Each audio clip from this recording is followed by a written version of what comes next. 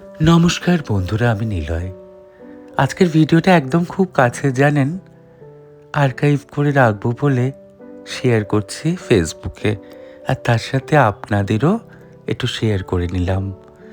কেউ কেউ আছে যাদের জায়গা আর পাঁচজন নিতে পারে না, কখনো নিতে পারে না। বাবা মা, মায়ের কিছু শাড়ি আজ আপনাদের কাছে তুলে ধরছি, জানাবেন কেমন।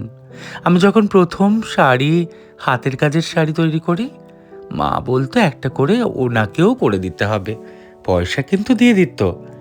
আর দেখুন, এখনো মায়ের হাতের ব্লাউজের সেলাইটা রয়ে গেছে।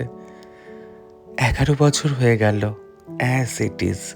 হ্যাঁ, 2014 মা আমাদের ছেড়ে চলে গেছে, আর তার সাথে সাথে 6 বছর পরে বাবাও।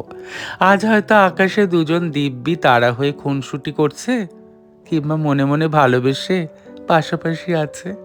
কতবার ভেবেছি কেটে কুটে শাড়িগুলো পাঞ্জাবি করে নেব, মায়া ভরে আর কাটতে পারিনি, অগথা ধুতি করেই পরি। 2009 মা শাড়িটা পলিশ করে রেখেছিল। জানেন তো, মায়ের শাড়ির প্রতি ভীষণ যত্ন ছিল, তাই এখনো এত বছর পরে নতুন আছে। তাঁতের শাড়িগুলো নিজেই কেচে মাড় দিয়ে শুকিয়ে সেগুলোকে বিছানার নিচে পাট করে রাখতো, যাতে ক্রাশ না পড়ে। সকাল হলে নিজের হাতে ইস্ত্রি করতো। এই শাড়িটা একটা আসামের শাড়ির অনুকরণে করে দিয়েছিলাম মাকে। 2017-তে আমি এটা পলিশ করে রাখি মা যাওয়ার পর।